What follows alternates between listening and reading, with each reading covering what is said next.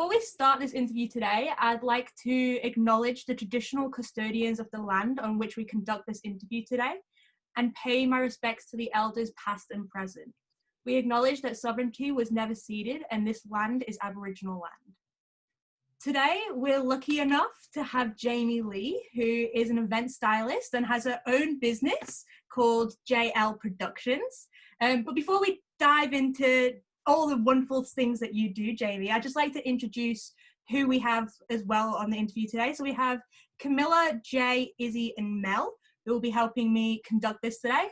So Jamie, if you could just give us a bit of an overview about like what you do at JL Productions and all of the cool stuff that you've got planned as well.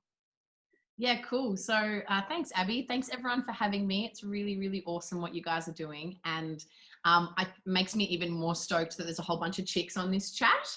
Yes, yes, yes, yes. Here's to the next generation of women, you know, young people, but women kicking absolute butt. So congratulations.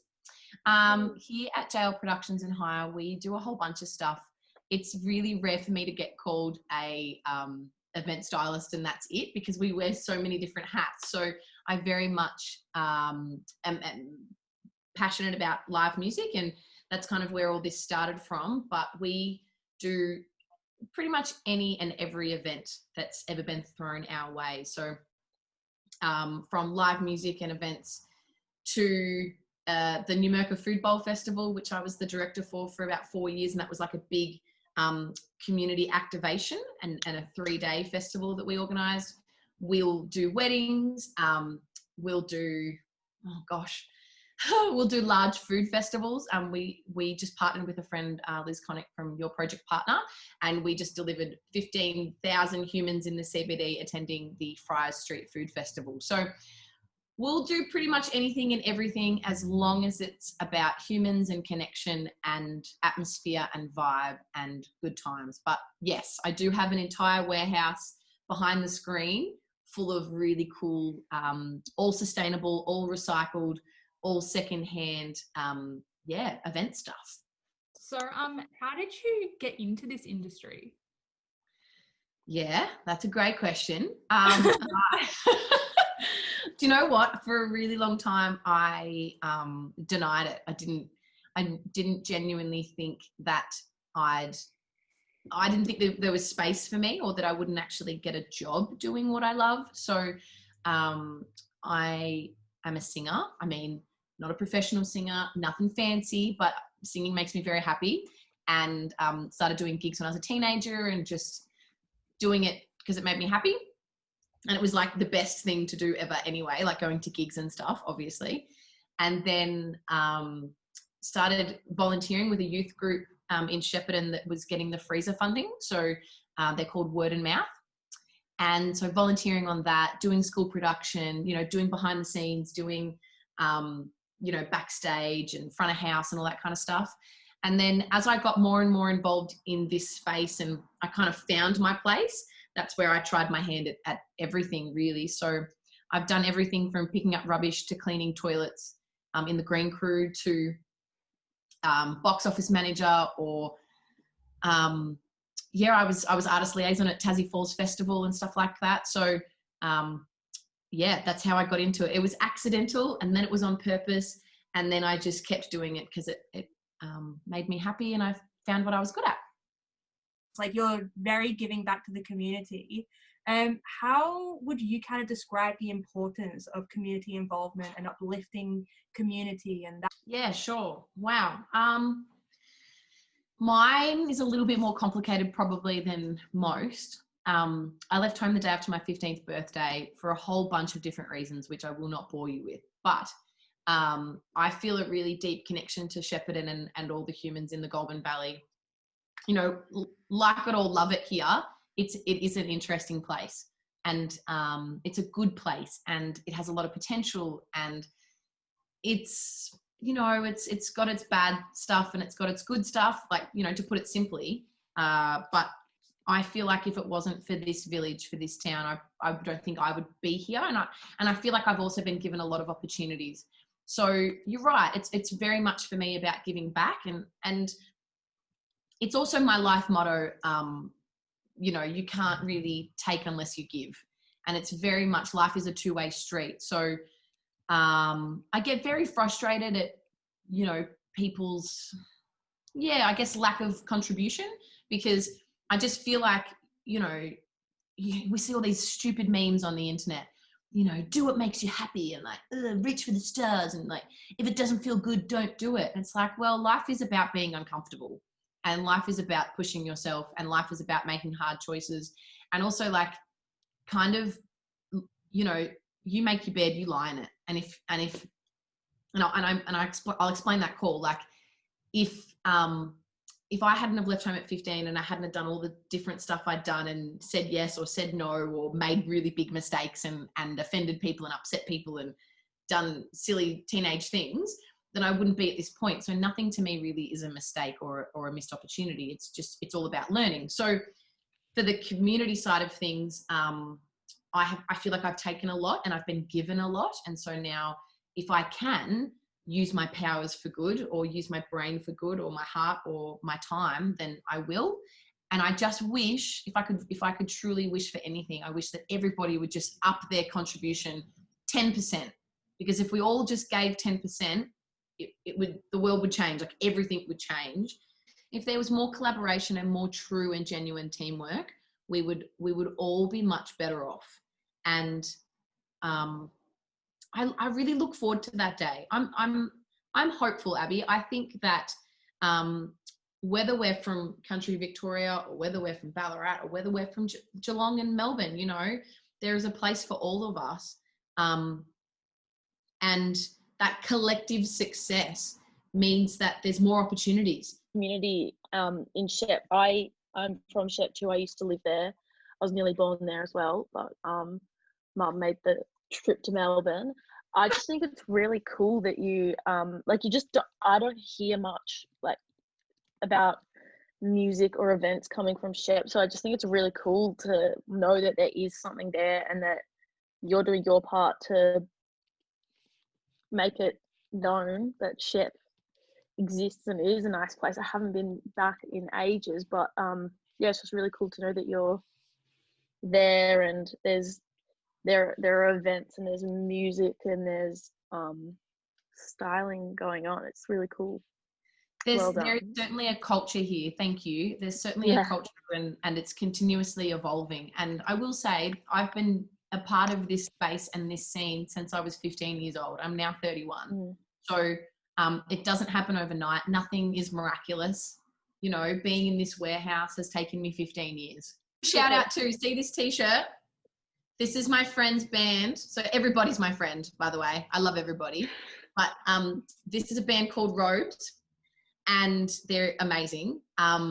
You can go on Tunes of 3630 or Tunes from 3630, whatever. There'll be a link. And you can check out every single phenomenal musician from living from or connected to Shepparton on there. And Robes are sick. But there are so many great artists from regional Victoria, from the Goulburn Valley, from Shepparton. And I just, if I die tomorrow, then I know that at least people can go on Spotify and find all the people that have recorded and put it on the internet. So obviously a lot of work goes into what you do, especially the styling part and creating the spaces of the events.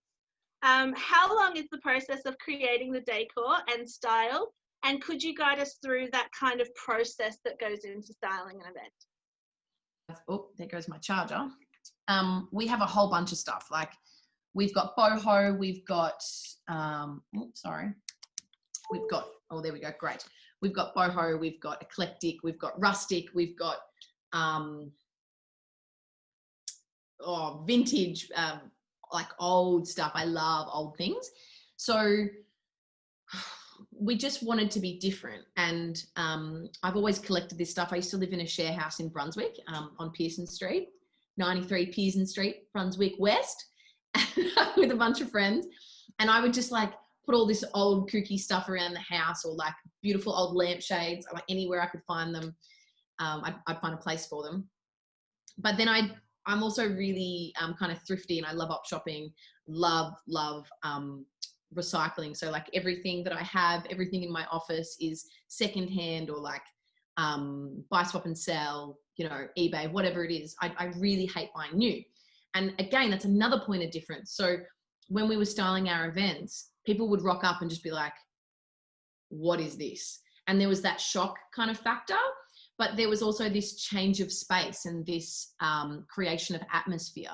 So again, like I said, anybody can do a show, but what people can't do that we do is create this like one of a kind atmosphere at every show that we have and every show that we put on. You know, you kind of stick to your Pavlova recipe. Like I like to say this, right? You know how to make the cake, you know what it takes, but sometimes you chuck in, you know, a little bit of spice, or you might chuck in some vanilla or whatever it is, just to have that difference. And people go, yours is my favorite, because it's a different feeling and it's unexpected, and I'm surprised, but I'm also really enjoying it. And so if you use that metaphor across your events, know your audience really well, really, really well. And again, there's that give and take. So they give me feedback, I listen to it. You know, we put up, what's it called? Butcher's paper at different shows that we do, and glue tack a permanent texture to the wall, and we actually say to them, what do you love about tonight? And always the feedback is, I don't even feel like I'm in Shep. I feel like I'm in Brunswick. Oh, this is so like Melbourne. Oh, you know, blah, blah, blah. And so once you open yourself up to criticism and you can be brave enough and kind of, I don't know, resilient enough to take it. Some people hate it. It's like some people think that the way we do our shows is over the top, or they might think it's too quirky, or they just don't dig it. That's okay. On a bit of a deeper note, I'm genuinely curious to how you're coping with the current pandemic and how COVID-19 has affected your work.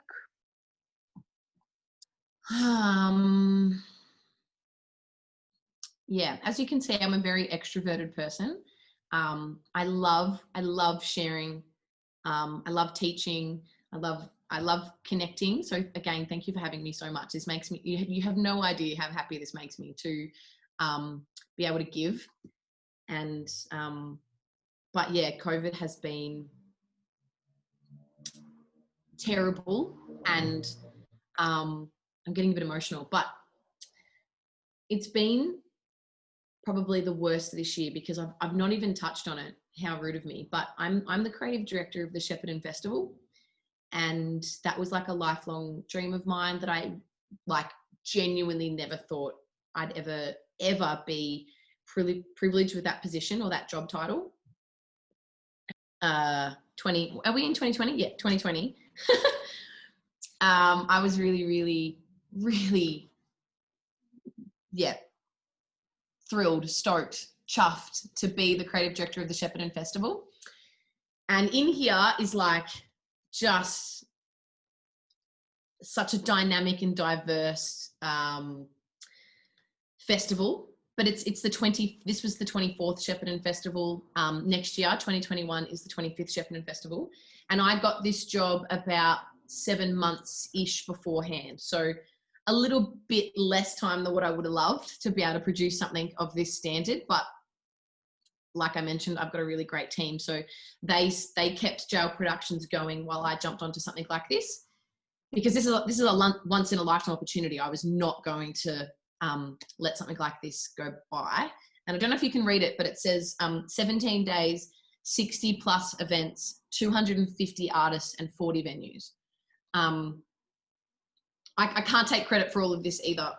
There's a team, like if you look on the Shepparton Festival website, you can see it all, but there's a team, there's a committee that employ me, because I'm just a regular old contractor like everybody else in the music industry. And then there's a whole bunch of contributors in here. So here's a good example. See that? Yeah, that's humans. That's human input. That's collaboration, connection, teamwork, all of that. Yeah. Huge momentum and effort. 24 years of a festival, every year for 24 years, and then this. And it started on the 13th of mother flippin' March. So you want to know how COVID is, Camilla? It's a really fun time. We cancelled this entire thing, and God. it was just so devastating. And I'm smiling and I'm laughing and I'm trying to make it not as traumatic as what it was, but the only thing that makes me feel kind of better is there's an entire industry that is feeling the exact same thing, and a decimated community and industry that is just reeling from a lack of understanding. You know, truly, if government and our attendees and our husbands and families, and if they actually truly understood what it took to do this and to live in this creative space and to work in this creative space, then they would probably feel as shattered and hopeless and gutted as we do. But I was just going to say, what advice would you give to students like us who want to break through into the industry? If there's anything I can tell, like any of you right here, right now, or to anyone else watching, surround yourself with good people and don't be afraid to admit when you're wrong. Don't be afraid to reach out or admit your mistakes like years later and all that kind of stuff. When I was doing 3630, I had was working with a whole bunch of other people, and I was so focused and what am I trying to say? Like, I was obsessed. I was obsessed with my dream and my vision and what I wanted to do. And I thought that 3630 was like the start of my whole life. Like, I thought I'd be going to meetings with like the dudes at Big Day Out and like, you know, I just thought like instantaneously my world would change. And when we had like 35 mil of rain in 25 minutes and when half of the festival got washed away and like all of the complexities and the complications of doing outdoor events in general, then I lost my license. Then my boyfriend at the time broke up with me. Then like it was, I lost thousands of dollars. Like I owed people money. It was a shit show. Yeah. And I was embarrassed and ashamed and I felt like such a failure and like just all of it sucked. Yeah. It truly sucked. But money can't buy that experience. And I would go back there in a heartbeat just to like remember what it felt like, because I was so full of energy. I was so obsessed. Like I had nothing else to do. I didn't have any kids. I didn't have a mortgage. I thought I had pressure. I thought I was busy. I thought I was tired. But I tell you right now, like when you're breastfeeding all night, and I'm not saying you have to have kids and I'm not saying you should have kids. Please don't think that. I'm not projecting this onto you. But what I mean is when you're breastfeeding all night and then you get up the next day and you go run a festival for 3 days just to come back. And so you've been pumping this whole time, yeah? Because, you know, you can't take any time off work. You own your own small business. That's the reality. And you're pumping like every chance you get. I was at riverboats pumping. Like I was running a box office and like 200 volunteers pumping every chance I got. Yeah. And then when you come back and you just have to like do the washing and like be a human and go to work and get your kid ready for school anyway, like you just do what you can, the best that you can. And remember, it's your time and it's your journey and it's your experience and it's your fucking choice. There is a silent expectation. And I encourage you all to follow Clementine Ford or Catherine Denevy. They're like two feminists who I just love and appreciate. And yeah, like I said, I'm not going to sit here and sugarcoat it and tell you guys that being a human in the music industry, in regional Victoria, in Australia, while trying to be married and having kids and doing all that bullshit stuff that we're expected to do is easy, because it is 210% not. And I could talk all day about equality and feminism and the patriarchy and all that kind of shit, but you know, I'm sure you're all incredibly educated and you have the tools and the internet to figure it all out yourselves. But I'm always here if anybody wants to talk about it and have a cry, because that's what we've got to do. Amazing. Thank you so much. Have a good day and week. We'll hear from you soon.